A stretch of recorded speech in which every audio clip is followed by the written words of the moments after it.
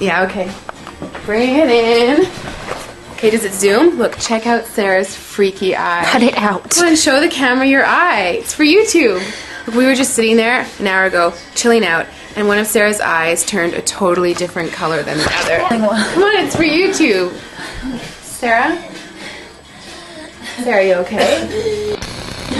That was just kidding. What's happening? Sarah?